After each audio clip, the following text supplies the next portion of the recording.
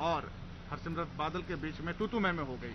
अब ये तू मैं क्या सही है, क्या गलत है, कैसे देखते हैं नहीं आप? देखिए, वो तू मैं कुछ नहीं, आप उसको गंभीरता से देखें।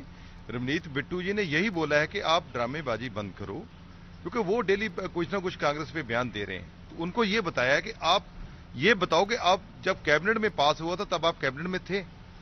उसके बाद आपने और सुखबीर सिंह बादल और सरदार प्रकाश सिंह बादल ने जाकर लोगों को कितनी देर तक वीडियो बना बनाकर आप पोस्ट करते रहे कि ये कानून बहुत अच्छे हैं।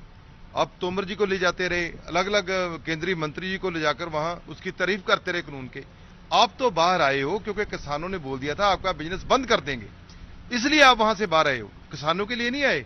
किसान के लिए दर्द होता। जब रिजाइन किया था हरसिमरत बादल ने, उन्होंने बोला कि मेरे लिए तो कानून बहुत अच्छे थे लेकिन किसान नहीं मेरे माने, इसलिए मेरे को रिजाइन करना पड़ा। मतलब आपको किसान का दर्द ही पता नहीं है। तो आप किस लिए ये सब कुछ कर रहे हो? सिर्फ 2022 की इलेक्शन को देखकर? आप में दर्द था, रवनीत बिट्टू को दर्द है, उसको उसने देखे वो रात जब बाहर हम पड़े थे, अभी भी चल रहा है धरना हमारा जंतर मंतर पे, सर्दी में पड़े रहे, बीमार होकर वहां पड़े रहे, रात दिन वहां रहे, चाहे बरसात आई चाहे कुछ भी हुआ, हम किसान के साथ डटे हैं। तो आप कहां थे? आप तो कहीं दिखे नहीं है। आप तो सिर्फ अपनी एक वाहवा लेने के लिए कि हम किसान के साथ हैं। कहां आप किसान के साथ हो? कहीं दर्द होता तो आप रिजाइन करते पहले। क्या आपको लगता है कि जो आज तू मैं की घटना हुई है उसको लेकर अब ये एक तबका भी सामने आ रहा है कि रवनीत बिट्टू को इस तरीके से सरेआम तू मैं नहीं करना चाहिए, माफी मांगे? वो नहीं, माफी उन्होंने एक साबका मिनिस्टर से बात की, उन्होंने उसको रिस्पेक्ट से बात की है कि आप बताएं। उसने कुछ भी ऐसे बात नहीं की यहां तू मैं दिखा हो। लेकिन माफी मांगना, पहले तो मैं ये बोलूंगा कि अकाली दल समेत हरसिमरत कौर जी बादल, प्रकाश सिंह बादल और सुखबीर बादल पंजाब की जनता से माफी मांगे, किसान से माफी मांगे कि हमने गलती की है। फिर जो बात होगी फिर आगे चलेंगे। इन्होंने जितना नुकसान पंजाब के किसान का इन्होंने किया है, कोई भी नहीं है। आपको लगता है कि जो पार्लियामेंट सेशन चल रहा है उसमें वो लगातार प्रदर्शन करेंगे, तो फिर आप लोग कैसे देखते हैं इस प्रदर्शन? वो क्या प्रदर्शन करेंगे यार, वो तो उनके साथ मिले हुए हैं। आप ये बताइए, पार्लियामेंट में हम प्रशासन करते हैं, अभी आप देख लेना कार्रवाई हो रही है हमारे ऊपर भी। हमने एक बैनर किया स्पीकर के आगे, तो स्पीकर बोले ये हाथ वाला जो छोटा बैनर होता है, तो ये भी आप नहीं कर सकते, बेल में आप हमें दिखाते नहीं हो। लेकिन जब हरसिमरत कौर बेल के बाहर होकर जहां मिनिस्टर बोल रहा है उसके मिनिस्टर के सामने तख्ती कर रही है, तो स्पीकर उसको तो कुछ नहीं बोल रहे।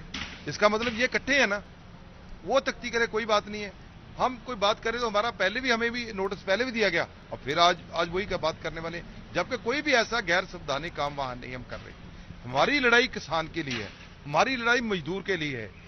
अकाली दल बादल की लड़ाई अपने व्यापार के लिए है, अपने मकान बचाने के लिए है, अपने होटल बचाने की है, अपनी ट्रांसपोर्ट और अपनी केबल बचाने की लड़ाई है। उनको ये चिंता है कि हमारा बिजनेस बंद होगा तो हमारा करोड़ों का नुकसान होगा, और उनकी लड़ाई किसान के लिए नहीं है।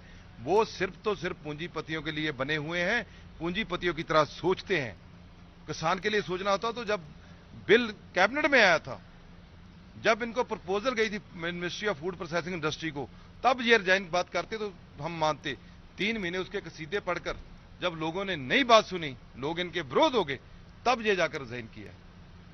एक आखिरी सवाल है, राज्यसभा से भी कई ऐसे विपक्ष के सांसद हैं जिनको एक दिन के लिए पूरे कार्य राज्यसभा के कार्य से बाहर रखा गया, बाहर कर दिया गया। देखो, ये तानाशाही रवैया है, किसी को बोलने में नहीं देते, ना तो कानूनी तरीके से बोलने देते हैं, ना जो हमें संविधान ने तरीका दिया है कि बेल में जाकर आप प्रदर्शन करते हो, ना वो करने देते हैं, ना लोगों को दिखाते हैं कि हाउस में हाउस आउट ऑफ ऑर्डर है, ऑपोजिशन एक भी आदमी अपनी सीट पे नहीं है। ये देश को गुमराह कर रहे हैं, देश के आगे झूठ बोल रहे हैं ये लोग, और ये ऐसे चलेगा नहीं। हम लोकतंत्र तरीके से, चाहे 1 दिन के लिए सस्पेंड करो, चाहे 10 दिन के लिए करो, ये आपकी मर्जी है, और हम तो ये काम लोगों का करते रहे।